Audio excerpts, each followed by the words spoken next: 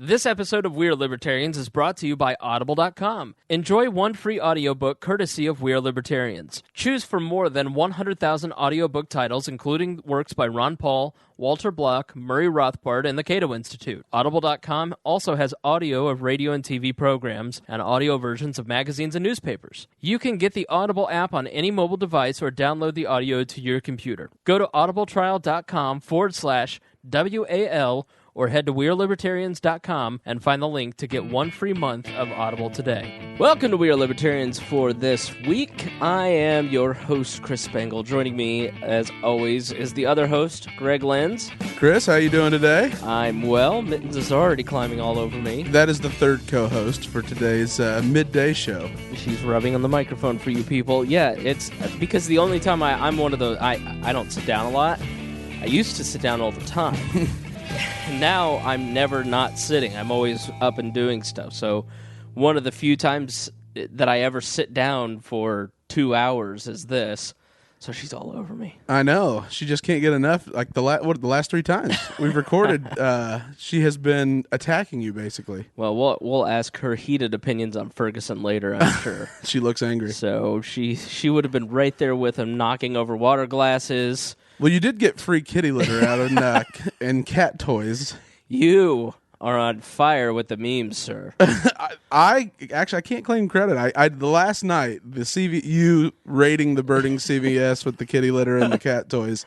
That one was me, but I was like, oh, he's asleep, so I'm not sure this should go out. But I thought, what the hell? We'll put it out there. And then, though, you sent me the idea for the lute player. Oh, yeah. So somebody posted, I guess it's a famous painting of this, let's call him man with a lute. Han something. Someone knew who he actually was. Lauren Lowry. Shout out to Lauren down in Cincy. And he's got a lute, a 19th, 16th century guitar, essentially. The kind of guy that hung out with Descartes. Right. Yes. And so it said, I was disappointed when I showed up to Ferguson at 5 p.m.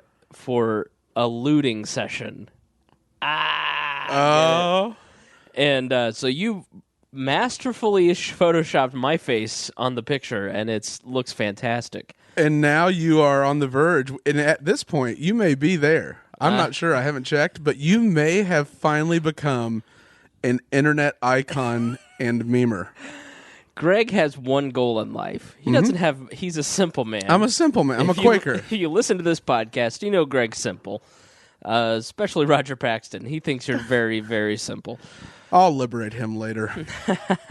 And his goal in life is apparently to make me an internet, grumpy cat. Exactly. Yeah. Well, more like, sort of like a Bad Luck Brian. Greg wants to make me viral. I do. I want to make you viral. He's been trying to make me viral for several months Not now. a virus, which libertarians, we kind of are like a virus, but I want to make you viral and a internet celebrity. So you were so excited today when that one's starting getting a bunch of shares. So go check out our Facebook page, We're Libertarians. Search it.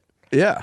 Surprisingly, we have over 6,000 Facebook fans. As of now, we're right on the verge of 6,700. If only all those people knew there was a podcast. They'll get there. They will get there. It's much easier to click like than it is to download and listen. I know. I may have to have you make a meme for this podcast so people will listen to it. Hell, nobody's listening anyways. That's all right. We probably feel like Mike Brown's family. No one's listening anyways. We actually went to a high school with a guy named Mike Brown. And football player, really good dude. And when Mike Brown, it was announced that he was killed, I was like, oh, man, that's a bummer. I saw the picture. I was like, oh, different Mike Brown. No big deal. No big deal. You saw all the Plainfield people with the, hands up, don't shoot, and you just assumed that he got shot in the mean streets of Plainfield. Yeah. So, which is a suburb of Indianapolis. So every time I hear the Mike Brown, I think of Mike and him. So he's alive and doing well. He is very well. Very well. He does very well. I have a bit of a cold. I'm getting over a cold, to be more accurate. I had a 7-day flu cold. Who knows what it was? I could barely talk. Get any penicillin shots? No, but I'm a little phlegmy. I'm a little. My voice isn't up to its normal half strength that it normally is. You know, though, it sounds kind of deep, and, you know, you've got a little Barry White going on. Hello. Yeah. Hello, ladies. See, whenever you talk like, hello, I'm talking really deep in my head right now, I sound no different than I do right now. No, you do. You do. You know, it's one of those things where I hate to hear myself recorded, but you actually sound much different to me when you go into your Barry White voice. I get a little weirded out, but you sound... I'm sure the ladies of Wall appreciate it. I know. So tell us about your week while I look this thing up, because I am not... Ooh, apparently... Darren Wilson, this is just breaking. We're 4:30, recording this podcast on Tuesday, the 25th of November. And Michael Brown is speaking to ABC and a preview of an interview that he's doing tonight. And Wilson said that he feared for his life because the teen reached into his car and grabbed for his gun, which is consistent with what we've heard he said. Wilson said he was sorry that Brown had died, but he would not do anything differently that day. He did what he was trained to do. He was simply doing his job. Asked if I think it's Stephanopoulos, asked if it would have gone down any different if Michael Brown were white. Absolutely not, Wilson says. He has a clean conscience. Jezebel's Kate Dries, who first pointed out details of the interview, asserted that racist tendencies are so deeply ingrained in Darren Wilson's mind that he can't even acknowledge them. Okay. Who is she from? Jezebel? Jezebel, yeah. I'm not Jezebel is a Gawker site. It's their den of feminism. Aha. So that would be why you're not familiar with it. No, the feminazi Gawker. I understand. It's actually a really decent site. There's a lot of interesting stuff on there. It sounds like the internet version of The View. Yeah. No, you'd hate it. I like it. As you know, I am at heart, ladies, a feminist. Yes. So what I was going... So we had a couple... in the last podcast, we said, hey, we're not putting out as many this year. A lot of you have gone back and listened to the catalog. Write on our wall, send us an email, let us know what you think the evolution of those of us on this program have done. Well, one person did that. One, which is one more than I thought would actually do that.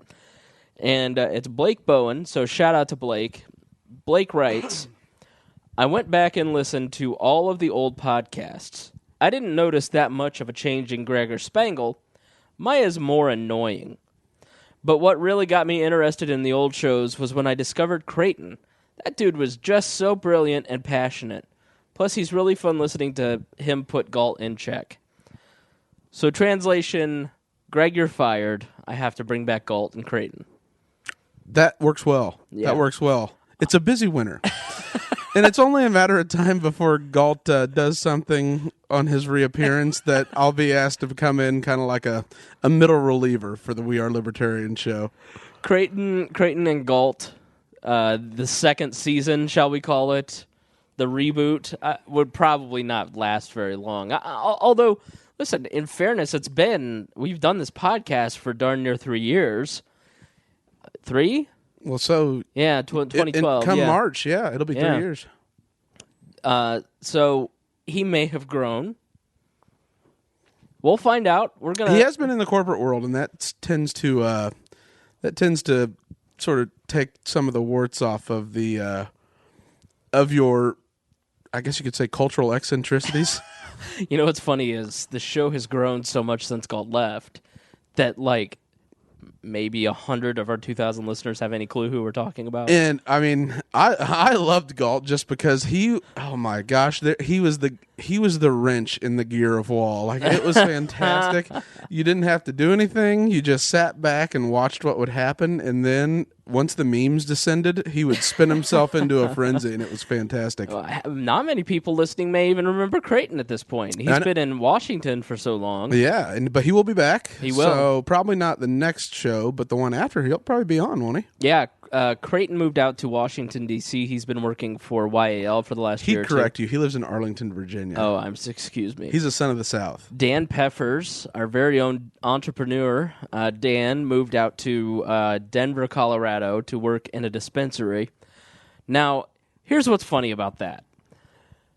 You know, we have forever joked about Peffers being a stoner, and he would say, guys, you can't say that on air. People are going to think I am a stoner. And we're like, you're high every time you're here. He's like, yeah, but I don't want people to know that. And then he moved and started working at a dispensary. Yes. But both those guys will be back around Christmas time. So we'll have them on, and we'll see if we can't get Galt and Creighton on the same episode. You know what? I bet you now, though, they're very much similar individuals. Yeah. I bet there are very few differences. Creighton's really taken a turn for the, belt to the Beltway right. Yeah. But we also just might as well do a cast update here. We'll have Maya back on soon, Harry too.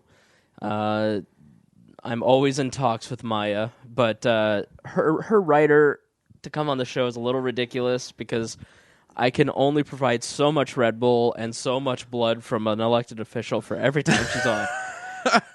You just sit around and wait for him to die, and you hope to God you're the first one to the hospital. Oh, she likes freshly slaughtered. But our friend Suzanne, she is in Peru right now, and she'll be back in another month, so we'll have her back on. Speaking of feminists, and she has evolved, and so she does a lot of writing for Students for Liberty, too. So go check out Suzanne Schaefer's writings. Lynn's doing well. I haven't kept up with her too much. But Gina's doing really well. We've asked Gina to come back on a couple times, and it just hasn't worked out. But we have not fired anybody. No. Do you think it's just people like sort of tire of us? Well, one person we fired. Well, two. Yeah. Yeah. No, we didn't really fire anybody. We just became so annoying that they left. It's sort of like Office Space. Like they were just like, I'm just not going to go anymore. Yeah, exactly. So the core remains Joe Ruiz, yourself, and myself. And we need to have Joe on. Yeah, we do. Especially with this immigration debate. Sorry, too easy. So, poor Joe. Yeah. Joe was telling us about his racist experiences today. Yeah. Not the ones where he was being racist, but where people were being racist to him. And then you took it upon yourself to bash that right the hell out of him. Oh. I actually was sitting there and I was like, he's kind of opening up about this, actual experiences he's encountered and like that. And you're the first one to be like that Mexican guy with the big sombrero meme. Like, he said, Espen Lolo. Oh, I did not. I did nothing of the sort. Joe's such a good dude. Great man. Yeah. Great guy. So, and then Mittens is here. Mm-hmm. Muffins have not kept up with Muffins. She's with the previous administration. And Cornelius continues to knock everything over in the house. So excellent. That's your full cast update. And I know we're forgetting somebody. There's so many people. So many people have been here through the 90-some episodes of We're Libertarians. Either as Paul Gable. Paul's the editor of his local newspaper. There you go. So still has never been on this program, and by God, will never be on this program. Some of you might remember there was a time where like Paul was like, I really want to come on, I really want to come on, I really want to come on. And we just kind of turned it into a little inside joke. Finally, I said, all right, dude, I feel bad because you're not kind of getting the joke. Come on the show. I invited him 4 episodes in a row. Turned me down. Said, no, I don't want to be on your podcast. You Matt Damoned him. I did. I totally did the Matt Damon to him. You did. And it was wonderful. It was hilarious. Oh, you know who we forgot's Ryan Ripley. Ryan's up in Fort Wayne. He doing well. Got a new job, and he's doing fantastic. Seems to really, really like it and, embraced his upper middle class lifestyle very well. And was fighting with Joe on Twitter the other day. So the more things change, the more they stay the same. Very true. Very true. Well, how's that, though, for a wall State of the Union? Yep, very good. So that's your year-end review here on We Are Libertarians. All the people that we are thankful for. All the people. I'll let you handle that. And Galt. Yeah. Oh, biggest update of them all. James Neese. Some of you may remember James Neese from the one episode he was on. The biggest freak amongst us.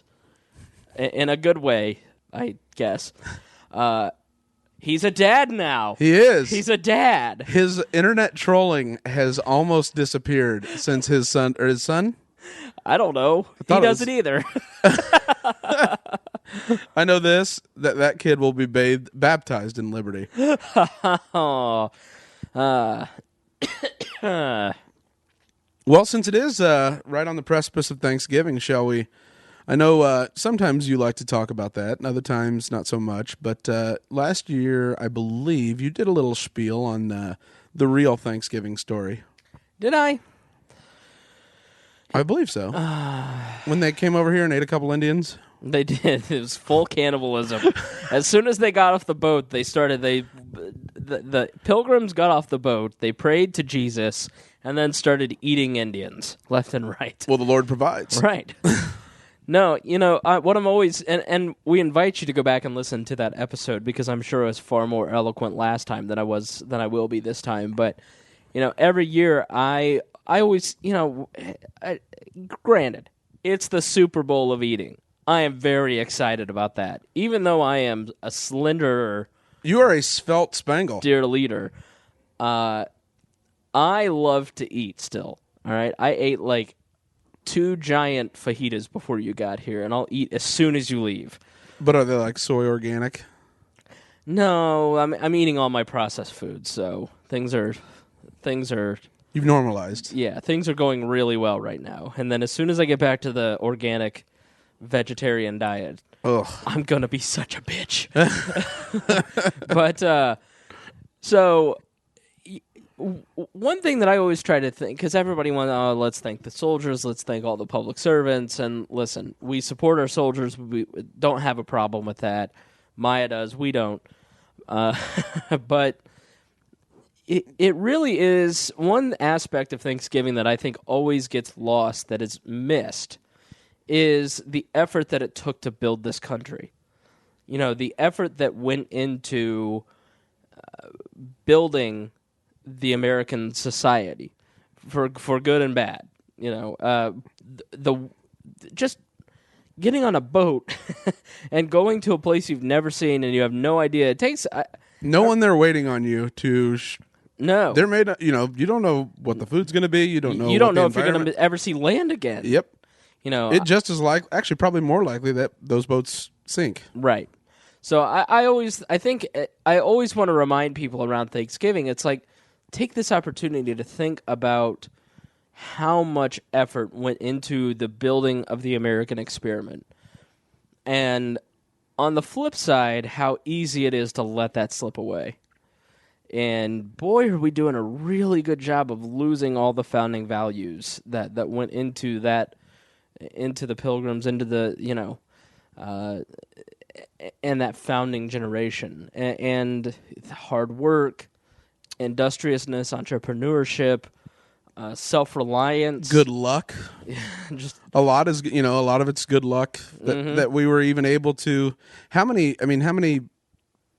colonies have been able to successfully have a revolution, establish governance, not fall prey to a collectivist urge, and essentially be longtime the best of allies with the people they revolted against? Yeah, and I think we ought to segue into our discussion about immigration here. It also is a great example of people living peaceably, because here the Pilgrims come to this country, they're on the verge of death, they're barely making it through, they have no idea how to farm the ground here in North America because they're used to European techniques and their soil and their climate, and they are saved by the Native Americans and teach them how to farm. Huh? Yeah. That didn't go on air. I'll edit that out later. But they were able to initially live peaceably with each other and help each other, and two very different cultures who had very little ability to communicate to each other. And maybe we're painting a rosier picture of the Thanksgiving dinner than we'd like of those early settlers, but But think about it. If you look at like what Stephen Hawking believes of like the Earth, like the current world, Right. were ever to be approached by aliens, it would be hostile and awful for humankind. Right. I think that may be slightly different, obviously, because it'd be a different being. But so imagine just someone showing up on your shores, which is really no different than what goes on in the current immigration debate today. Mm-hmm. Is there a crime? Yes, obviously. I mean, there's always going to be bad actors in any collective group. There's always going to be the person that acts outside the norms or isn't appreciative of what's been handed to them. But they accepted them in. They showed them the ways, and it's a testament to humankind outside the bounds of governance. Well, it's a fundamental question that you have to ask yourself. Who owned the land when the Pilgrims stepped off the boat? Nobody. And so they homesteaded it. And then that property became theirs. And that is the way that property is. Property is either laying fallow and nobody's using it and nobody's claimed it, and so you homestead it or you improve it, and it becomes yours because you put your labor and effort back into it and your resources into homesteading it. And so that piece of property becomes yours. Or you trade or buy for it. You trade currency. You trade another piece of property. You trade beads. You trade whatever. Let's say a podcasting equipment were the new currency of the new world, then I would buy you outright, Greg. You would purchase me and make me be your editing slave. So the Pilgrims, the Indians didn't own the land when the Pilgrims got off the boat. They couldn't even comprehend that concept. Right. How can you own the land? They lived off the land. Right. So it is our notion, the European notion, even though I'm partly Native American, I guess I shouldn't say our. Oh, such an Anglophile, jeez. But the European, the Western culture brought that idea of property rights. And I think that libertarians, a lot of times, I know that I certainly have gone way the opposite direction from my Republican days in this. I was listening to the debate earlier, and I was thinking, I don't really care about borders in any way, shape, or form. If somebody wants to come here and work and trade their personal time and labor for currency, who am I to say otherwise? What harm does it do to me? In fact, great, because they move into my community, they start earning a living, they start buying my things that I produce. They start buying things that I produce, and therefore it helps me. It helps the supply chain here in Indianapolis. So why am I getting mad about the false idea of an imaginary line being drawn by a government that I don't even like? So, that is, in a lot of ways, the distillation of the libertarian view is when you start to restrict anything, when government starts to set limits on growth, how humans move, how cultural norms, how rivers move, how food moves, how humans move, how economies move, when the government starts to restrict things, they are like a giant dam in the middle of that river that plug up everything else, and there's all these unintended consequences. And if we just had a little spontaneous order, it would work out a little bit better. It would work out with less unintended consequences, while most of the time, I think, people in government passing laws, if they aren't motivated by money, they're motivated by decent interest a lot of times. I've been around government a long time. I haven't met a lot of people who are just outright awful people. And I think we're too easily demonize people who work in government. It's like Van Jones said about police officers last night in the middle of the Ferguson stuff. It's like, my dad was a police officer, my uncle was a police officer. Guess what? They're human beings. They're prone to error. They're just regular people. They're not angels. They're not devils. They're just people. And that's how most people in government are. And they think they're doing the right thing. They're just wrong. Yeah. So I tend to look at the immigration debate as the government restricting spontaneous order. the free flowing of human beings. Now, you scumbag Republican Greg Lins, maybe we ought to ask you to summarize what's actually happened. I just started ranting a little bit. No, you're fine. But I think when you use the notion of the Indians and the Pilgrims got off the boat, entered a land that nobody was using, set up their own homestead, put their work and labor and effort into it because it was their risk reward. They were risking their lives, or they were going to be rewarded with freedom, which is nobody telling them what to do. They didn't know anybody. Essentially, they were escaping government persecution. Exactly right. That's what they were really doing. They wanted the freedom to worship in the way that they saw fit. They were the OG libertarians. Right. And it was up, it was up to them, total risk reward. And that means that they're going to put all their effort into it. But they weren't, it wasn't until another society, another community came in and said, hey, let's help make your life a little bit better. Let's have our two communities work in harmony, that their society improved, and hopefully, maybe the Indian society didn't got much smaller, that's for sure. Yeah. It got more, should I say, contained. My bad. So, anyways. History always, goes to the winner. Right. So, why don't you give us an idea of what the president has said and done and what is happening in the immigration debate, and then you give your analysis of it while I clear my throat. Greg? Sure.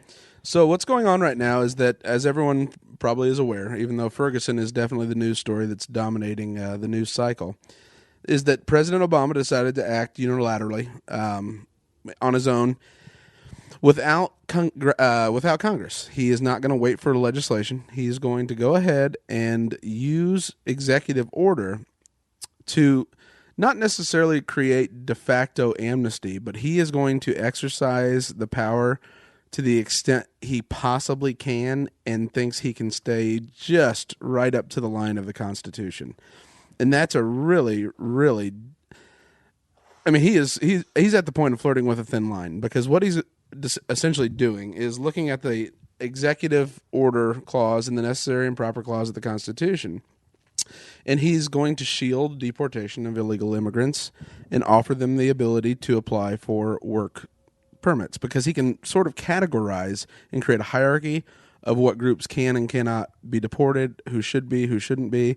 And the precedent was set by executive orders from Ronald Reagan and then continued on by the Family Fairness Act from George H.W. Bush. Sure. And actually, Obama, up until this point, has deported more people than George W. Bush. Oh, he is the great deporter. Right. And so that's something to keep in mind as well. And he is a constitutional lawyer by training. So he's going to have a pretty good idea of what his basis is, and then he had it reviewed by the Department of Homeland Security's Justice, and then he had it reviewed by his own another attorney within the administration. And so they think he's within the law. And it's funny, even libertarians like Napolitano, Justice Napolitano, has even said realistically he is acting within the within the bounds of the Constitution because it's so vague. What was Napolitano's reasoning? His reasoning is that he has this ability because of the vagueness of the clause. So the president can't just halt all deportations, and that's not what he's doing. He's prioritizing them. And so he's going to use a provision in the immigration law called deferred action. What that does is it formally protects particular immigrants from deportation, those with families here, and it can create, like I said, this hierarchy. And by doing that, once they're considered a deferred or categorized group, then they're eligible for work permits. And so he can continue granting them the ability to stay here as long as they work with work visas. Right. That's pretty tough because that's really what the existing institutions are designed to do. Department of Naturalization, that's what they do. Department of Labor, they issue these work visas. And now the president's getting into that business. And so it's a lot of administration for the executive branch to have. Right. And so it's a really, really difficult I'm torn by it personally because part of me says, absolutely, let's bring them in. You know, they want to come here. That's what else could you want as a fellow citizen, is people that want to be a part of what you've created or where you live, want to be productive members of society.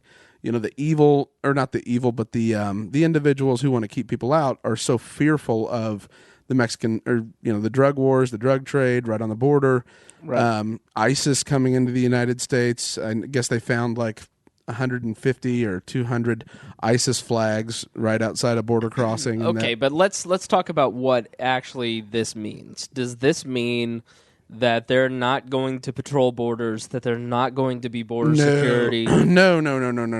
Or does this mean that the people that they catch, the people that are, you know, INS is breaking, let's be honest, I've been watching, a lot of documentaries lately about, you know, the food supply in this country. And it is a lot of Hispanic labor. Yeah.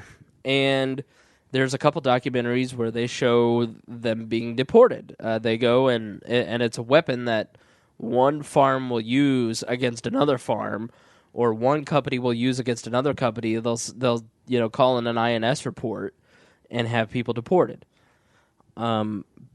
People that have been known by INS for 20 years, but somebody called, so we got to do something now. You know? Now we got to enforce the law Right. because it's documented. So if it's those people who have families and have been here for 20 years and have roots, and we're not breaking up their families, fundamentally, what's the big deal versus we're not going to patrol the borders anymore? Oh yeah, it's totally different. Those are Right. two completely different things. And so what he's saying is that those that are here and do get caught now can apply for a work visa indefinitely. And until immigration gets passed some sort of law that offers a path to citizenship, now they no longer have to live in that fear of being caught or being reported and then having to go across the border and then get back in to see their family. Right. So this is ultimately being portrayed on the right as the president has just gone and declared everybody's a citizen, Right. which isn't the case. It couldn't be further from the truth. And Is he saying that until a bill is passed, this is the way that the administration will handle this? absolutely, Because you haven't given us clear direction? that's exactly what he's saying. He's saying, I mean, I believe him when he says he would love to have a law that gets presented to him that he could sign, and we could establish a path to citizenship that isn't, I promise I will learn and speak English and have it tested, Right. Something ridiculous. But people fear immigration on the right. A lot of the, and I'm not going to say it's even the Christian right. It's not even the neocons. I'm really not sure who exactly it is. I think it's just older Republicans, and I think it's older Sunbelt state Democrats too. It is the old Dixiecrats. It is. It's Strom Thurmond and Right. It's the son of the George. It's the son of the George Wallace generation. Yep. Let's call it what it is. I mean, if you really get down, if this were about British people, Yeah. I don't think there'd be near the rhetoric that there is. No, To be frank. there wouldn't be a discussion of this at all. Right. And any economist will tell you that right now it is incredibly beneficial, especially for food prices, that this labor supply exists. Was it Alabama or Mississippi that a couple years passed an immigration bill, and their entire they were begging illegal immigrants to come back into the state? Alabama. Yeah. I forget. I wish I could give people more details so they can go look that up. But yeah, to the point that the governor was saying we got to repeal this because our farms can't find enough labor. Absolutely. Everybody went to Texas. Exactly. They went to Texas, and then that further boosted Texas economic growth and makes Rick Perry look like, the economic god that has the Midas touch, when really what drives economic growth is increase in population, and then you can either get it from productivity gains like through technological innovation, but all those new consumers spur growth, which spurs, and I'm going to sound like Paul Krugman, and I don't mean to be, but I'm saying that they buy things, they earn money, they work hard. And so when illegal immigrants flood into your state, all of a sudden it's a boon because they're working and they're purchasing things, and then it makes Social Security look like it actually could be funded for a little bit longer. The other reason that there is so much animosity towards immigrants, there was a book by Rick Bragg about the collapse of the Alabama cotton industry and the textile industry, to be more accurate. Gosh, I wish I could remember the name of that book, too. But Rick Bragg, Bragg, my favorite author, All Over But the Shoutin's my absolute favorite book. And I think it's like the best they ever did or the best they ever had or something along those lines. And it talks about the collapse of the textile industry in the rural South. And you know, my dad ran a janitorial company. My dad ran a business that in the 1980s and 90s cleaned all the Bank One branches, now Chase, in Indiana from Kokomo to Bedford to Terre Haute to Richmond, which basically is most of Indiana, except the extreme north and south. A lot of employees, almost all of them are white, lower income working people, mostly from trailer parks. All of those jobs that my dad had don't exist anymore. They were, they went to a larger nationalized corporation, not nationalized in the sense that the government owns it, but a national corporation that didn't do background checks on immigrants. And those jobs were taken by cheaper labor. Yep. And now there's just now those people can't find a 35, 40-hour a week job, because those jobs are disappearing. There's only so many slots at places like McDonald's. The textile mills, and the documentary, The House I Live In, kind of makes this point, is that what becomes the next quick income-generating industry for the rural South, for the lower white income brackets that we're talking about, it becomes the drug trade. Yeah. And so that's why you see prescription pills, the number one, it's like massively spiked. The number one arrested inmate population now is younger white females from rural areas. And now we're talking about broad population strokes here. On an individual level, I don't give a crap that the industry in your town dried up and went away 20 years ago. Because if you're a 22-year-old female, that's not an excuse. If you're a 28-year-old male, that's not an excuse to just not have a job or not go, move to a different place. Move to an urban center where you have more jobs. Easier said than done, I understand that. But I think that there is, once you kind of take a look at that trend, you see you understand the animosity a little bit better just outside of racism. Obviously, there's a racist undertone, but there's also an economic undertone brought in by things like NAFTA and government economic policy that have destroyed those industries. And that's the real issue, because it's really easy to talk about immigration in the form of, well, yeah, of course, people want to come here, let's have them here, right? But then we strike things like NAFTA. Then we have a government that controls our currency and controls its value relative to other countries. And so unless it's a true equal playing field, like in the United States, a lot is said about, we don't have cheap labor. A lot of that is a question of currency. It doesn't mean we don't have the work ethic and productivity of China. It means that for our currency is the world's global standard and backbone for right now. And because of that means that it has to be more stable.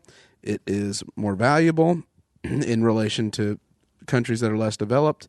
And so when you factor in that they have an inherent advantage because it's just purely cheaper to get have goods made in a foreign country, and then including shipping costs, is it really a fair play when you can't even influence who the head of the Federal Reserve is? You can't, right? It's just such a nuanced issue, because you can get hit no matter what your stance is. You can get hit from every side. You can get hit from, well, the individuals that came here and did 9/11, they were able to come here. They were able to take flying classes. They were able to kill 3,000 Americans. Are you really want to have that on your conscience? Right. I mean, I agree wholeheartedly. It's just so difficult to put into practice because you open yourself up to such holes where if anything goes wrong, you don't have a choice. You have to come out on the other side because would you like to go to the funeral of those that you allowed in? Right. Yeah, but isn't that sort of a scare tactic to say that by selectively, it's not a mass blanket amnesty? That's not what it sounds like. But that's the politics of it. It's more case by case by case, as opposed to the scare tactic, which is, listen, you're going to let Al-Qaeda and ISIS in here, and then we're all just going to die. Yeah, I appreciate it. Thank you. Which is not really, under the existing immigration policies. Who were the two jackasses with the bombing in Boston? The Tsarnaev brothers. Yeah, weren't they Americans, or they were Chechens who... They were Russians, yeah. But hadn't they lived here their entire life? Yeah, they just... the older one had gone back and trained with Chechen rebels. Right. So under current immigration policies, there's two homegrown terrorists. Oh, yeah. I mean, then you look at Timothy McVeigh. Exactly, you look at America. right. Yeah. I mean, it's a great soundbite. Sure. And it dominates how the two sides think about it. But, I mean, regardless, we should want people to come here. Which, again, that scare tactic is steeped in 20 years of racial propaganda, racial bigotry, and propaganda used to basically help prop up wars that maintain...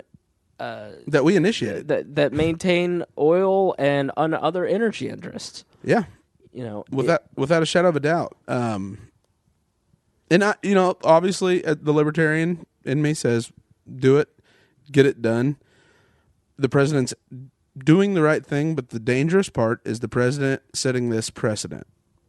This is a terrible precedent to set because he hasn't used a lot of executive orders. But what he's doing, in fact, up until now, it really hasn't been done, is if he doesn't agree with something, he's refusing to enforce it. Right. Or finding a way to circumvent it, which... Man, you talk about, he's kind of acted that way regardless. It was like the healthcare bill. Well, I don't really need any bipartisanship.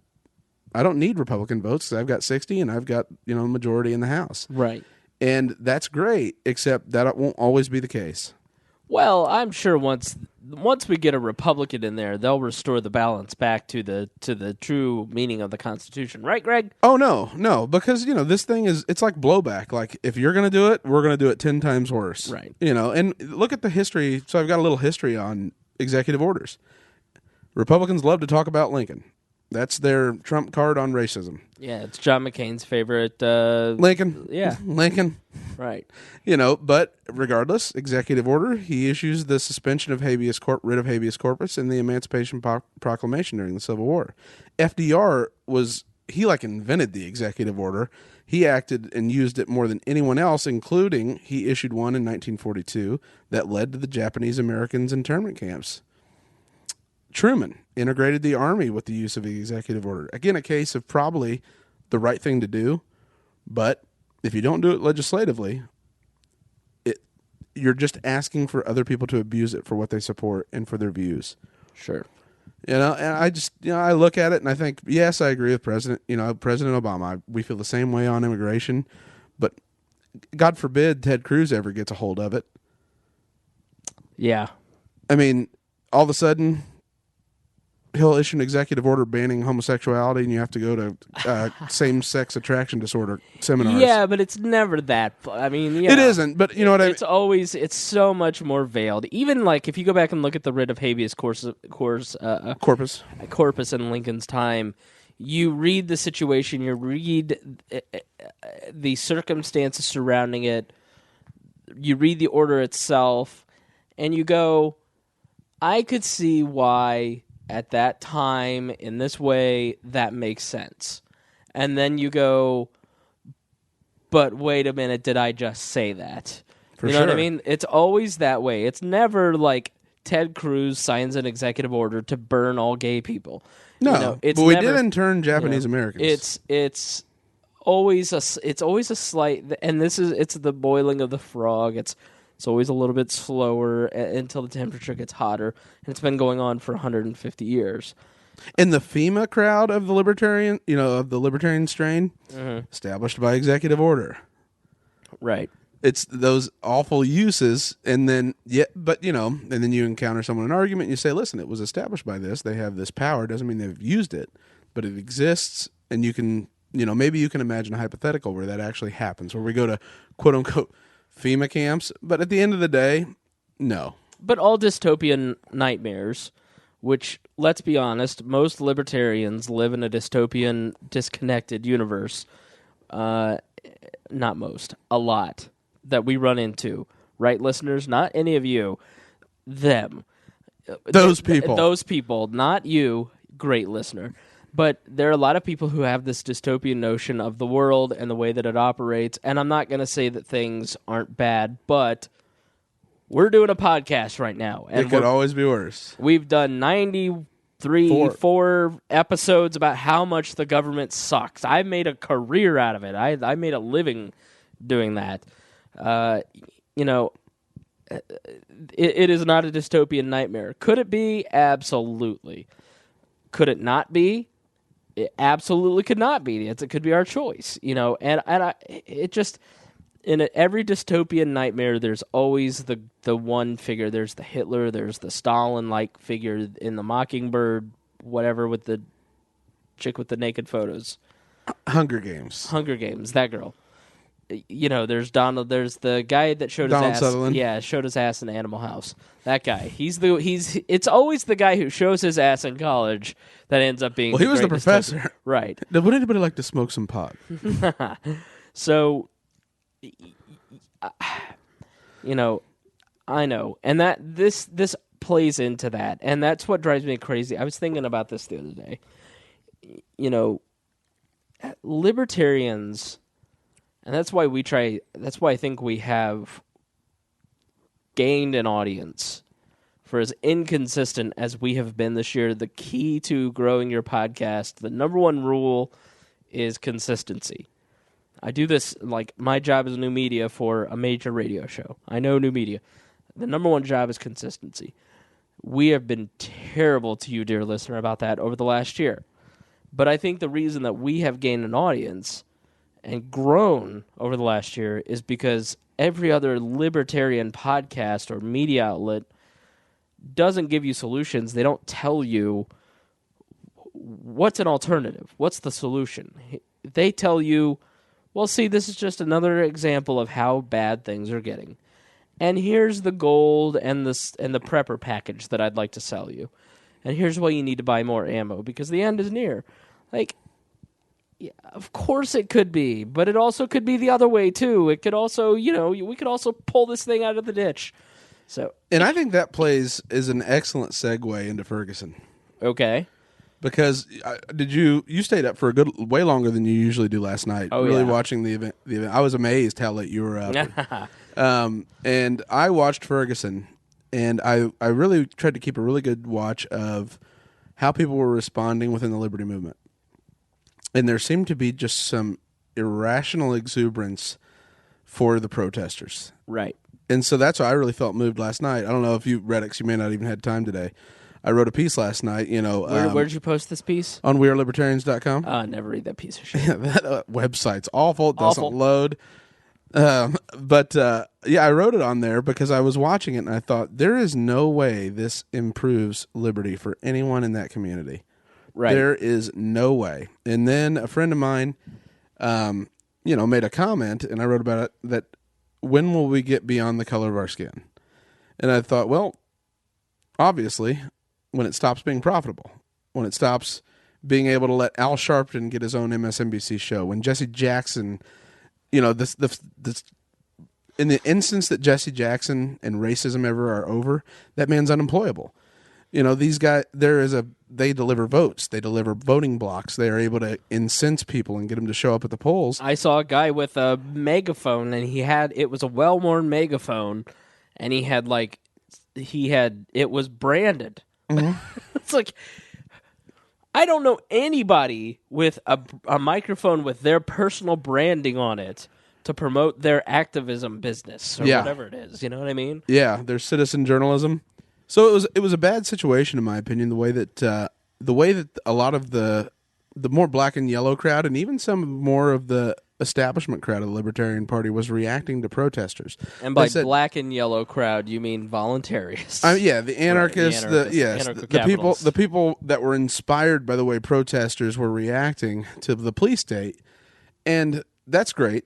But ultimately, now all this talk that had been done about the militarization of the police, it's licensed to go and request more. Look at Ferguson. I already saw 2 articles today from highly respected left or progressive, or the Nation and the Atlantic, saying we really need to make sure that this 1033 stays. I forget if it's an amendment that allows it to stay open, that they can request any of the excess military vehicles and arms. We need this so Ferguson doesn't come to your town. You're kidding me. Oh no! And these are highly respected civil libertarian websites. Now let me for those who aren't familiar, there's a program that allows that all these we've spent a decade and a half building up our war machine, and now that is kind of winding down, and we're leaving Iraq and we're leaving Afghanistan, there's all this surplus of weapons that didn't make it overseas, that are just sitting and rotting on military lots. And so the military said, well, we got to do something with it. Why not give it to local police departments? And so, like the town of Lawrence, which is inside the Indianapolis city limits, so they have all the necessary, it's in the middle of Indianapolis. They're just their own incorporated town. They got this big mine-resistant vehicle. MRAPs. An MRAP for free from the military. They all it cost was like, they have the maintenance costs. I think they cost like $3,000 or $4,000 to have it painted, and they got it for free. What the hell does a town of 20,000 people in the middle of the 12th largest city in the nation, which has their own MRAPs that they could call in and be there in 10 minutes, what do they need a mine-resistant vehicle for? Well, didn't you watch last night? That could come to Lawrence, and then we would need that sort of reaction to make sure that we can, keep the public order. Sure. The police told the media and all the protesters there last night, listen, we've done all this training. We don't need tear gas. We're not going to use flashbangs. We're not going to use tear gas. You're all, we're going to be peaceful. We have gone through all this extensive training, so don't worry.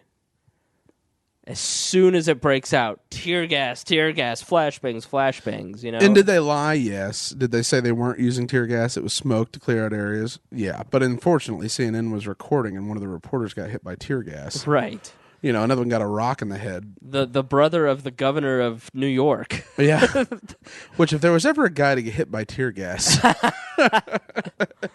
Not saying it's always a bad thing, but he was just simply there reporting. So you were saying you don't quite understand the glee that a lot of libertarians are taking in the chaos there. No, because, what's the point? What's the point of libertarianism? Is the point to actually create and improve liberty for everyone? Or is the point, are we just kamikaze pilots that can't wait to hit back at the police state? Mm-hmm.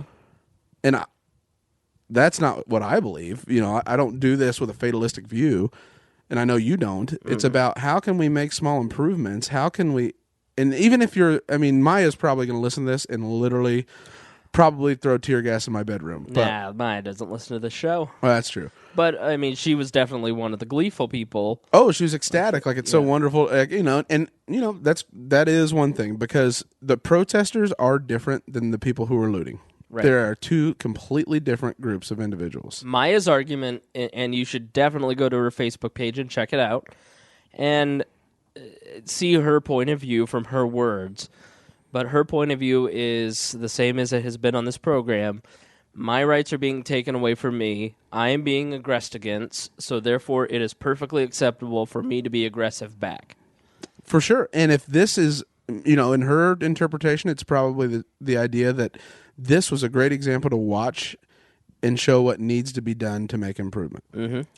I look at it and say, oh, dear Lord, our job just became that much more difficult. because now they're just going to load up. Because it's a bunch of people in Guy Fawkes masks. Which, if you're a libertarian with a Guy Fawkes mask, please just stop wearing it, because it at one time was like the cool underground signal. Now it's just like everybody has one, and it's just sort of now it's been capitalized via a movie, and Yeah. it's like a Che Guevara T-shirt. Like, Right. It's the exact polar opposite of what it's supposed to represent. The other point that Maya made that we shared on our Facebook page that I agree with wholeheartedly is, and we saw it from so many of our Facebook fans last night, oh, well, they don't deserve any rights or anything because they're just a bunch of looting bastards. It's like, no, like, if you really were watching last night, you saw that thousands were protesting. They shut down a major U.S. interstate, Interstate 44. Thousands of people were there. They were peacefully protesting. And hundreds were looting. Yeah. And causing violence. And people, specifically, communist elements amongst us, we have anarcho-capitalists. What are they? Commo anarchists? Well, there's the libertarian socialists and there's the mutualists. Right.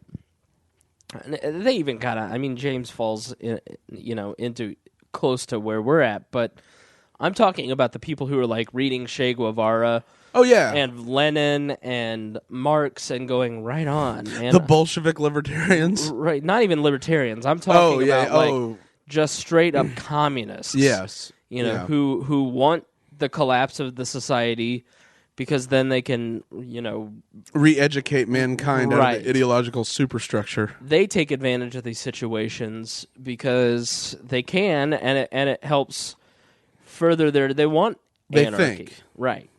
So I'm not talking about libertarians at all, although I'm sure there are plenty of anarcho-capitalist libertarians that are in Ferguson, like throwing tear gas back. But,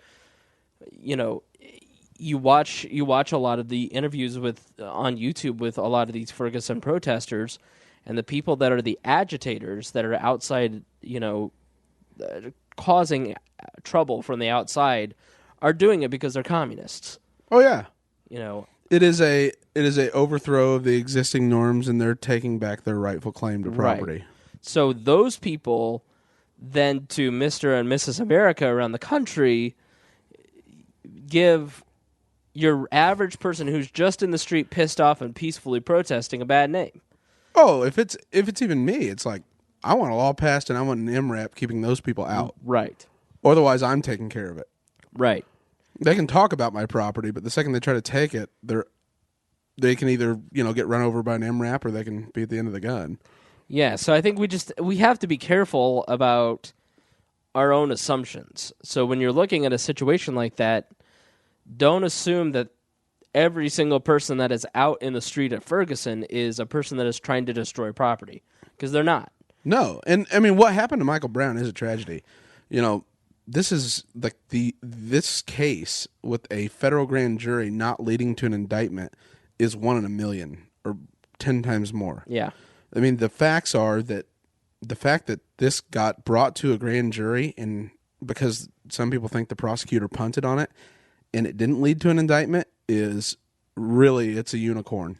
Here's a guy who has been in office since 1991, and I'm just guessing that the prosecutor of St. Louis, the city of St. Louis, effectively, he's been there since 1991. I'm guessing he's not corrupt at all. No. Nothing. The longer a person is in office, especially in a powerful position like the prosecutor of St. Louis, obviously it's the county, but essentially for all of St. Louis, you get more integrity as time goes on, as you're in office. You start to rise above all those special connections and seedy relationships that you might build. I'm being sarcastic. So you were in uber troll mode last night. I was. You were. This dude has to be the most corrupt. I don't know him. I don't know anything about him. I think his name is Richard McCullough. But I know local elected officials, and they become drunk off their own power, and somebody who has been in office for 23 years he just looks like a scumbag. Just to give you an idea, so just in 2010, there were 162,000 federal cases before a grand jury. Only 11 of them didn't return with an indictment. Right. Whoa. Essentially, the only way for there not to be an indictment, there's the old saying that you can indict a ham sandwich. That was it was a New York State Chief Judge, Saul Wachtler. Yeah. And something has to go terribly wrong, or the prosecutor has to not push for an indictment. And so what this prosecutor did is he basically just brought all this overwhelming evidence, dumped it in the laps, and then didn't present it in a certain way. You know when you have your review at work and you have to go to your boss and explain why you deserve a raise or how your performance was this year, or you got to do a report. You have all the facts in front of you. Now, you could present the case as to why you should be fired. You could present no case at all and just give them the facts and let them come up with their own conclusion. Or you could present your best foot forward. Not presenting any case at all, there's too many variables. I always like to put my best foot forward and explain why I am a great employee and I should be given a raise. Unless you don't care. Exactly. If you just don't give a shit, you just hand over all the documents and say, you guys figure it out, and you give them so many documents that they have to sort through it, and they all just kind of go, but then you sprinkle in a few little facts of, well, he's a police officer and blah, blah, blah. I mean, he didn't fight for it. He didn't frame any of it in any way, shape, or form. He basically did not care. If he wanted an indictment, he could have gotten an indictment, but he didn't want an indictment. Not at all. So I don't believe that I don't know what happened between the officer and Mike Brown. I haven't looked at all the evidence that was released this morning. I haven't had time. If you want me to, real quick, it'll take just a couple minutes. I actually have the story. All right, pull his up. testimony. Pull up and we'll kind of read through it. But we kind of went through it on a past episode, and I think everybody's familiar with it. But this is his testimony that actually sealed the no indictment. Okay, all right, pull it up. Yeah, but I don't. I haven't looked. Do you have it? Yeah. Okay. Yeah. But I just to me it doesn't seem like justice. The due diligence was done here. No. In any way, shape, or form.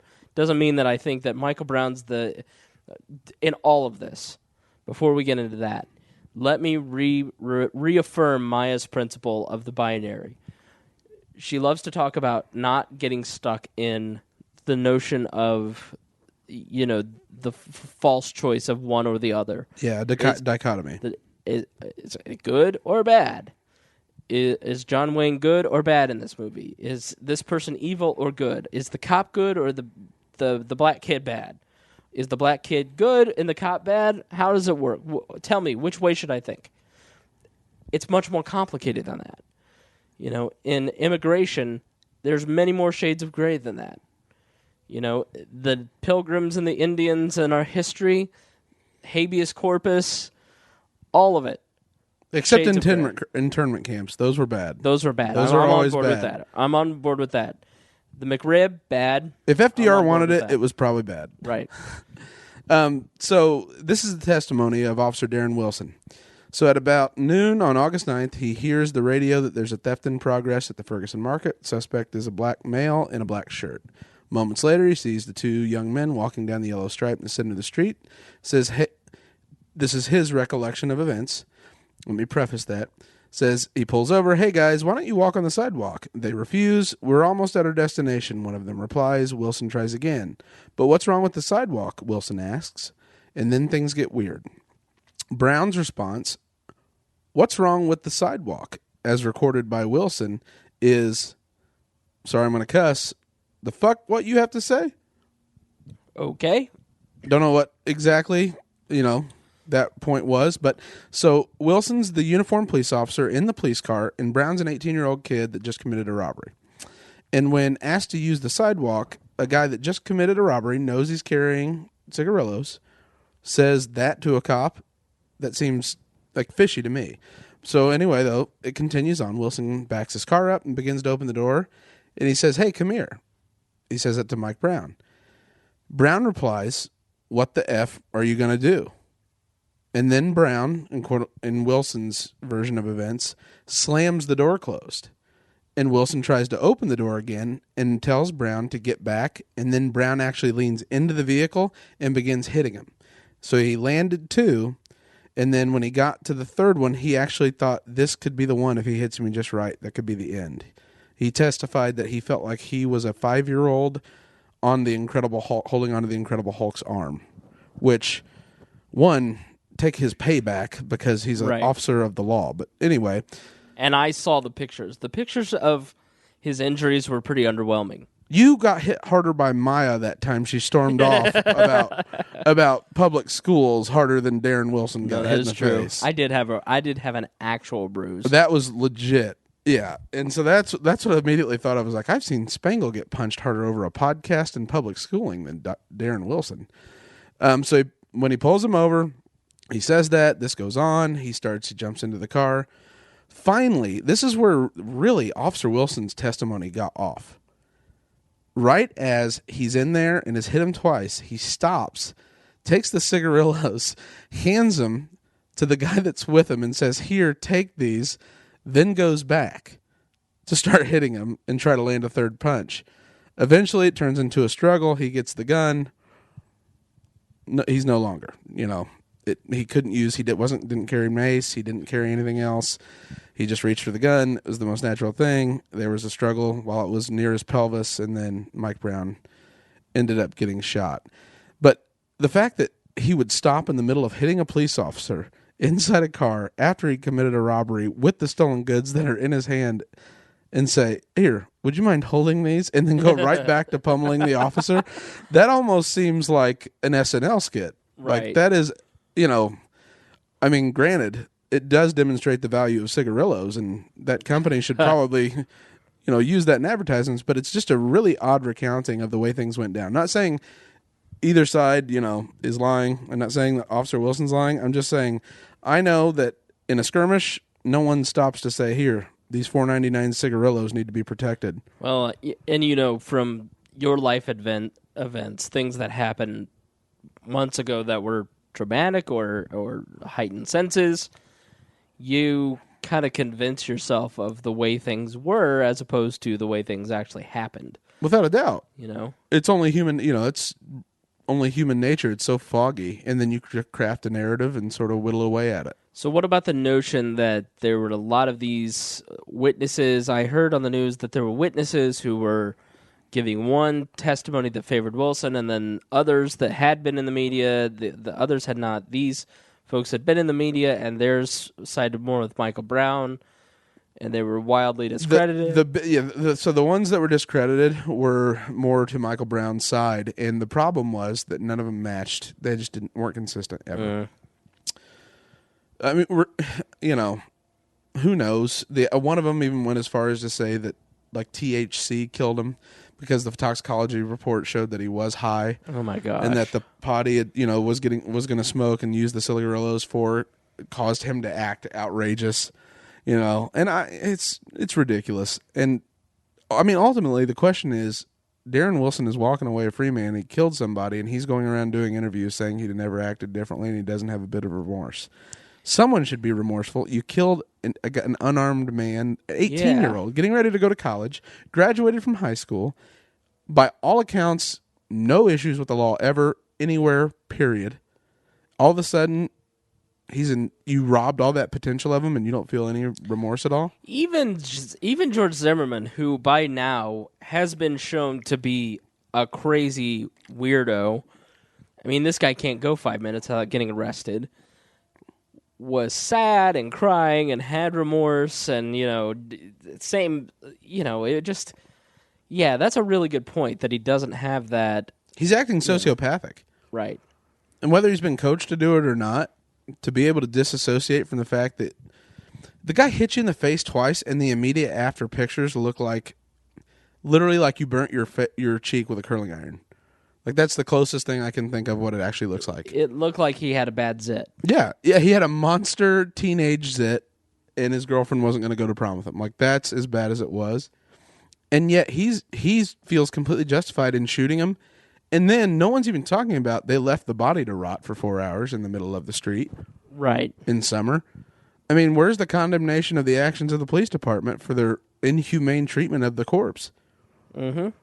How do you know that any of the evidence is any good when it's been essentially cooking like eggs on hot concrete in the St. Louis summer?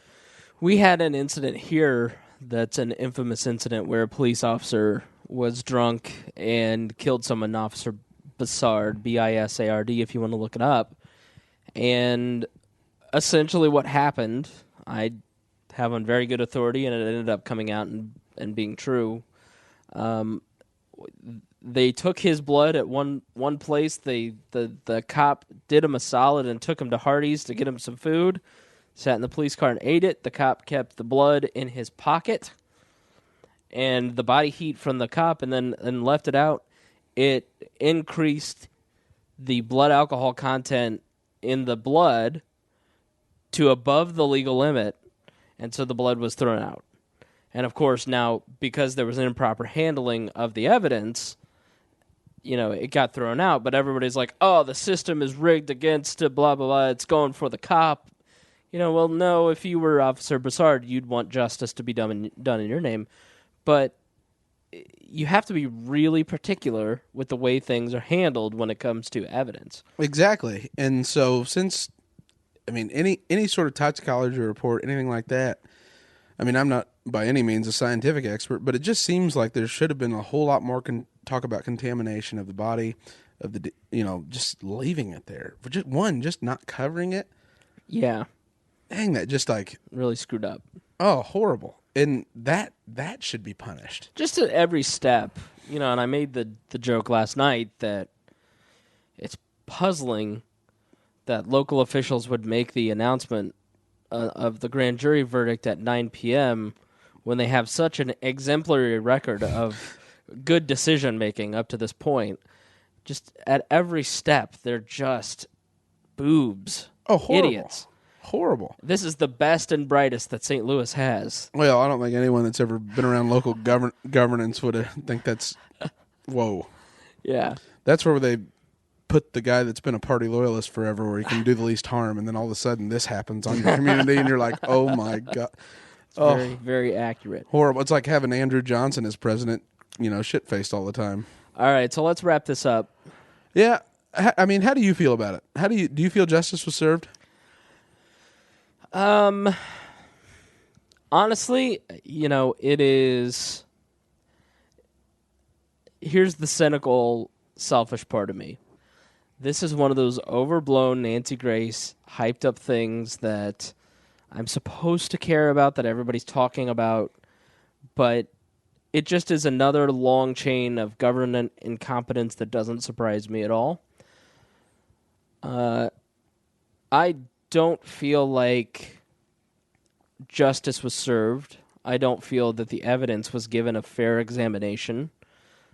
My gut instinct, I don't believe that it was a racial killing. I don't believe that the guy just, was like, I'm going to go out and shoot me a black kid today. I don't think there was any of that calculation.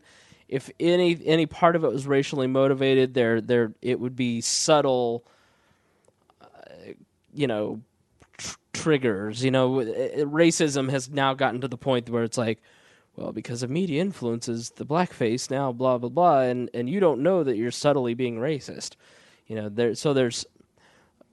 That's kind of where the discussion on Wilson has gotten. Like, it's no longer like, he's just an outright racist. Oh, we can't find anything. Well, because he's white, he's got these biases. I think that it's racially charged because it's a white guy killed a black kid. Unarmed. So I don't think that... by all reports, a good kid. Yes. So I wish the racial aspect were not a part of it, because I think what that does is that makes us focus on the wrong thing.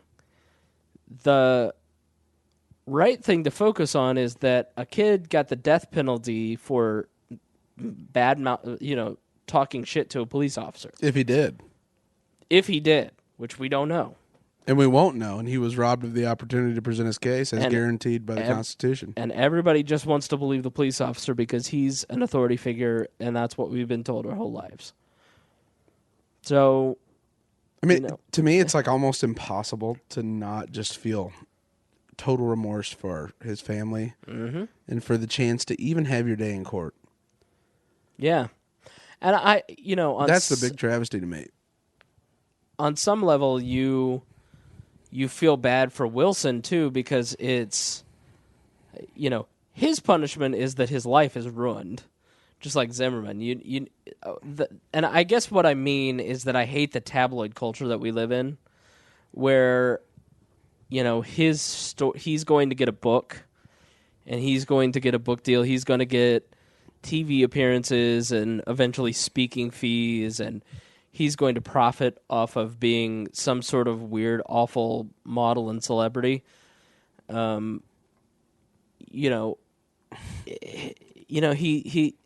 life is ruined, but it's not ruined. It's just different, good ways and bad ways. He's like Joey Buttafuoco. He's going to be on a reality TV show in 10 years. It's like he's PT. Like it's media that tabloid media has become P.T. Barnum. Like look at the bearded woman. Right. Like you'll get paid well, but you're going to be laughed at because you're an absurdity. Right. Yeah, he's just a disformed, disfigured, weird freak show now. So you have to look at that and go, well, here's a guy who probably wanted to be a police officer because he wanted to do good things, and now he's a freak show. Now you know how I feel. I don't share that. After our discussion and you trying to get me to whittle opinion down into a policy point in 50 words or less last night. No, I'm all on board for your policy suggestion. Are you? Yeah. Did I convince you? Oh, yeah. No, I think it's a great idea. From a policy position, it's a great idea. From a practical it's outside position, the box. Yeah, it's outside the box. Should I say what your policy position is? Or will you? I will. I will. Because it's really become to me, after seeing Radley Balco speak in the police state, it's really difficult for me because I easily separate military and, domestic police forces whose sole job, in my opinion, is to protect me, protect you. I don't care about maintaining the public order. Like that's branches off of protecting me slightly, but I don't want that to take priority. And so I don't like that police officers are what I consider hall monitors with guns that grow up and can't wait, were the tattletales in third grade and couldn't report on what went wrong. Mm-hmm. And so I feel like we need a natural deterrent. We need a litmus test to determine people who actually want to protect the public good and out of a sense of duty and for wages. And we also need people who are willing to focus on what's important and not seatbelt tickets. And so the way to do that is how things used to be handled when Aaron Burr was vice president to Thomas Jefferson, and Alexander Hamilton got a little bit mouthy one day at a state dinner or at a cabinet meeting. And so they settled it like gentlemen on the White House lawn. And then Alexander Hamilton was no longer Secretary of the Treasury. But it is your contention that if you were pulled over, and you should have the option for a mutually consented to voluntary gentleman's duel. There'd be rules, it'd be civilized, there'd be witnesses, 10 steps, turn and fire. Because then that eliminates the police officer from the, I'm not sure he didn't have a seatbelt on, I'm not going to pull him over. Or he may have been going 6 over or 7 over, but I'm not sure. I'm not going to pull him over and see if he admits what speed he was actually going. It eliminates all of the indecision. It's going to be real crime by people who actually want to protect the public. I think it's an interesting idea. Zell Miller, a Georgia House of Representatives, he would challenge somebody to a duel in Congress. And it just goes. One thing that Balco mentioned in all that, and we posted that Radley Balco speech in the feed, so look back on past episodes. He talked about it has shifted to now where if you get even the lightest bruise on your cheek, you are allowed to shoot and kill and protect your life at all costs, that you are guaranteed to return home that night. Oh, yeah. You know, that we must protect the lives of officers at They all shoot costs. dogs. Yeah. They shoot dog. Anyone that shoots a dog deserves to be on Bill Cosby's casting couch.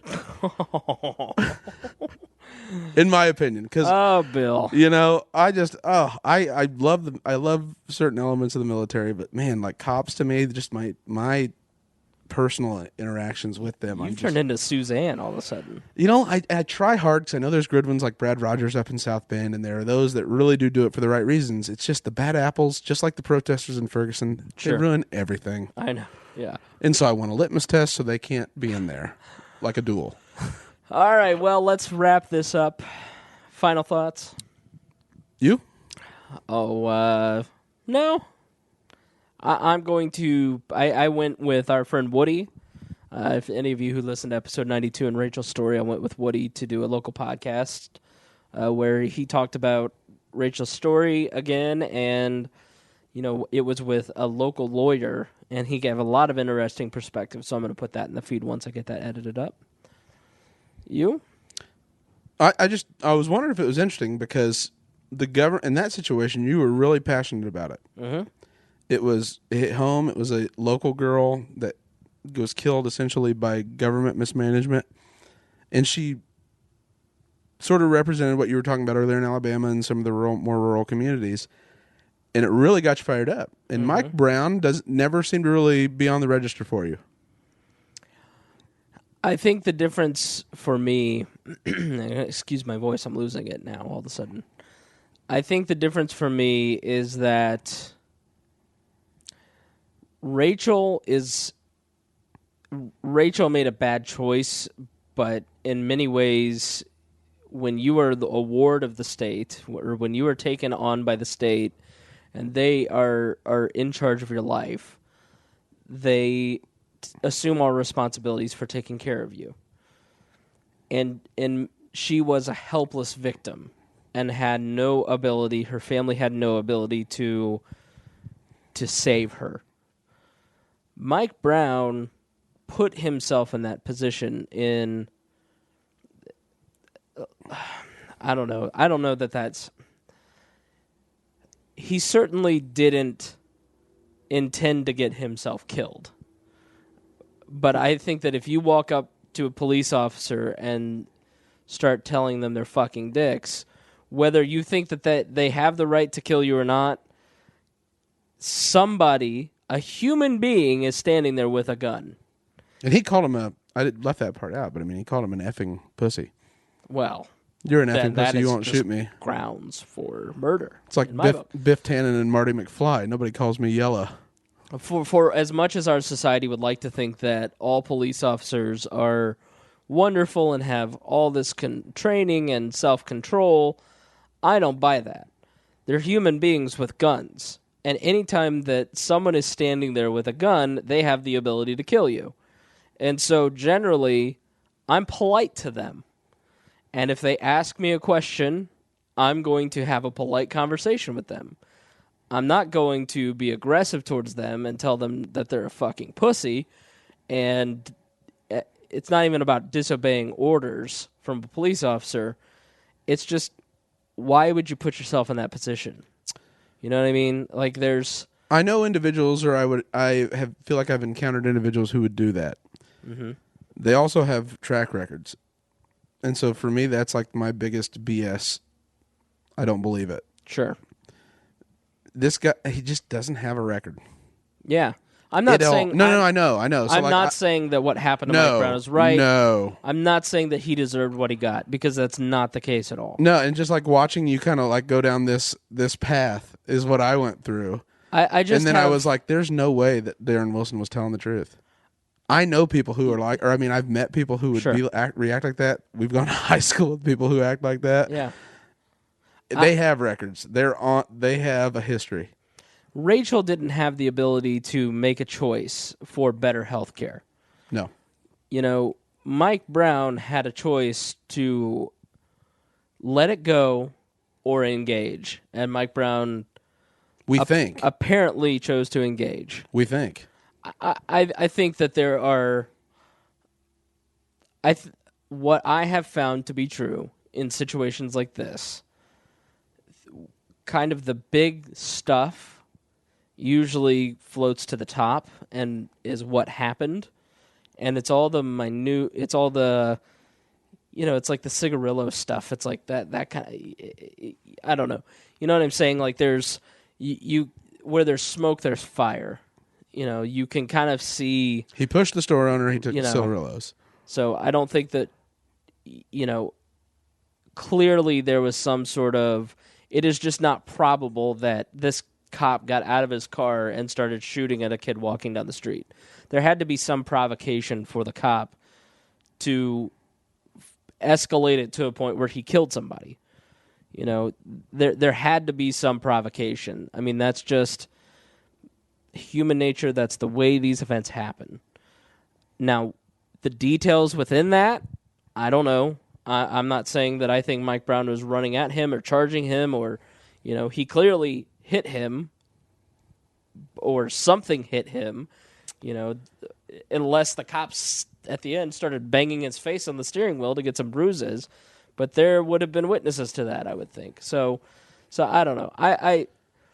That's, I think, why I look at it and I go, I'm not as fired up about this young man losing his life at the hands of the state because he had a choice to let it go, whereas Rachel didn't have a choice to take the medicine she desperately needed. Okay. That's I mean, am I out of bounds or nope, crazy? I was really just curious to hear it because it was kind of flipped for me. Really? Oh, totally. I mean, for me, it's flipped because she was there because she made a bad choice and she had her day in court and ultimately an unjust minimum put her there. Sure. With Mike Brown, he never even got to show up. Sure. And to me, that's the foundation of what justice is. Right. Instead, he got a flunky prosecutor that didn't care to actually have an indictment handed down, so he didn't. Sure. And that's what really, really bugs me, and I sympathize with just that wanting to just tear the system down because, we have nothing to lose anyway. Sure. Why wouldn't I just burn everything down? In all of this, excuse me, I really become more passionate about just living my life and creating the things that abide by my libertarian principles and building my own, carving out my own little part of the world and living by these values and ignoring what the government and politics and the rest of it, what it does. As I've kind of drifted away from being interested in politics over the last year and kind of rethinking every aspect of my life, it's like, these big situations like this, it's like tabloid stuff. It's like, it's just... they want me to click on it. People are going to die at the hands of the state, and how much can you scream at the top of your lungs that this is right or wrong? Before, how much work and effort can I put into it being right or wrong? I need to work on my own situation and live by my own principles and do what I can to kind of help further the cause, which is why we do this. But living and dying by this stuff anymore, it just wears you out. I don't think I'm making any kind of sense. No, I do. I mean, it just becomes exhausting and self-defeating. Yeah, it's how much more outrage can I spare? How much more can I be pissed off? How many more examples? And what good does it do? I'm kind of at a point where I go, all right, I'm selling all these books, and as I'm evaluating all these books that I own, I'm going, all right, this is a book about a problem. This is a book about how the government is broken. This is a book about how something went wrong because the government did it. It's like, I don't want to think about the government. I'm going to buy this book because it talks about, these systems that will create an outcome using spontaneous order. I want to be more like Jeffrey Tucker, where what can be as opposed to what is the problem. And when I look at these situations like Mike Brown, and immigration and Thanksgiving and all the stuff that we talked about, there's this thread, and you really start to see, Western thought has a silo everything's compartmentalized, where really everything's has a little bit more of a harmonious balance to it, where one thing leads to another, which leads to another thread, which leads to another thread. And it doesn't make sense to be pissed off about police brutality only, because that's part of the drug trade, which is part of the prison industrial complex, which is part of this thing. I could just spend all day being pissed off. Exactly. And so I would just rather figure out, okay, in my daily personal choices today, how am I going to choose more freedom and support people who believe in the values that I have? It's like, I don't buy organic food because I'm a health nut. I haven't bought, I still buy some non-organic food, but if the choice is between organic sour cream and non-organic sour cream, I'm going to buy the organic sour cream or the organic vegetables. You know why? It's not because I'm a health nut and that I think it's necessarily better for you, although it probably is.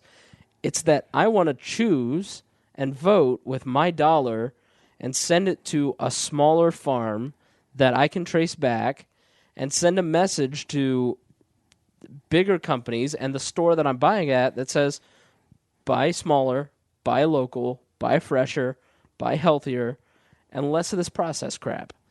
I'm going to buy the organic milk that is $6 instead of the $4 milk and spend the $2 because I support what they're doing as opposed to a CAFO. The almighty power of the market. Right. Economics. And so instead of spending all my time focusing on ways that I can tear something down and be pissed off about how my life isn't going well because of this, I think, all right, here's what I want to do today, and here's how I can choose this. So I just find myself being less outraged and more prone to not giving a crap about the government anymore. Yeah. Like, they're spying on me, they're going to war. It doesn't matter what politician I work for, vote for. That system's going to win. I'm just going to go participate in this system because hopefully the market will carry us this way. It always does. I know again, back to the food documentaries, but it's a great illustration. Where in Food Inc., they showed the guy who is the organic dairy producer who does all the sour cream. I think it's Stonywell or something. It's just all the organic milk and the organic ice cream and all that stuff. And he's like, all my hippie friends say, how could you get in bed with the great evil empire? How could you get in bed? We in the 60s, we fought against people like this. How could you get in bed with them? And he said, because it's easy. The choice is simple. When I'm outside of their system, they don't care about me. They're not listening to me. I'm fringe to them. But then when I came in and brought my product to them and they started carrying my product and consumers started buying my product, they started to go, there's money to be made here. And so they started looking at more organic alternatives to the point that now Walmart doesn't buy milk with growth hormones in it because so many people bought his product that in all their other products, he in the meantime convinced all the grocery buyers of Walmart, all the decision makers, that RGBH was bad for them and their children, that they just don't sell it, and they changed the industry. That sounds a lot like changing it from the inside. That's really weird, isn't that? Isn't that, Greg? That's weird. Huh. All right, so peculiar. Yeah. No, but I'm glad. I was curious, and I'm glad that's where you kind of ended up. Yeah. Because that's I put that in chat this morning. That's just kind of what I'll end on is like I wrote that piece and I was like, would you guys mind reading this and tell me if I'm just like the most white privileged a-hole on the planet and just have no idea of what it's like?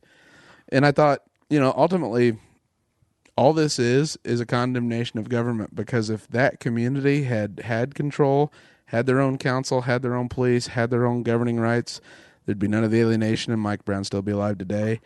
And so if you are the advocate, if you are the Jesse Jackson, whatever your issue is, and you're out there yelling and screaming about injustices, how you're transgressed against, that's great. It's self-defeating. You know what? People who are pissed off about the Jesse Jacksons of the world really think about that impulse in yourself. It's that you just can't. It's a control impulse. You know. Well, I'm not pissed off. I don't care about them. But what I do care about is results. And I'm so sick of just hearing about injustices. Show me how to fix it rather than making me sit there. Sure. And then, because it's all I'm going to do is, it's actually how I ended it with Paul, or I told you about Paul Gable, is at a certain point, watching someone else be outraged just becomes fun. Mm-hmm. And so you're not going to win me over to your side regardless. Yeah. I mean, when people sit there and complain about, all these people, they're calling us racist. It's like, who's us? Are you the individual a racist? Or are you part of this group that is being labeled so you must fight for your group? And your group just wants to control that group. It's like, I'm not a racist. I know I'm not a racist. I make choices every day to respect women, people that are different than me, the gays. You respect each individual. Right. However that adds up in the collective, it adds up in the collective, but it's not your focus. I don't respect people that don't deserve to be respected. Nope. People look at me and go, why are you friends with Maya? When she treats groups so poorly. It's like, because as an individual, Maya is one of the best friends you can have on the planet. And is actually a really good person. She's awesome. And if you weren't so tied up in trying to control her or control society or all the other control impulses and groupthink that you have, you'd probably see that. And Maya would probably treat you with respect because you weren't trying to control her, which is not possible. She's uncontrollable. Yeah. So. No, but yeah, it's sorry this kind of dragged on, but I just wanted to hear you if you went through the same process I did. But that's all right. I ain't got nowhere to go. We'll wrap it up, and yep, that's it for this episode of We Are Libertarians. Thanks for joining us. We'll see you soon. Thanks, and as always, it's been too long. If you can't remember the tagline, it's been like a week and a half. As always, we promise to do better next time. Music for We Are Libertarians is provided by Hoosier musician Brian Keith Wallen. Please check out his website, briankeithwallen.com. The song is Bad Spell.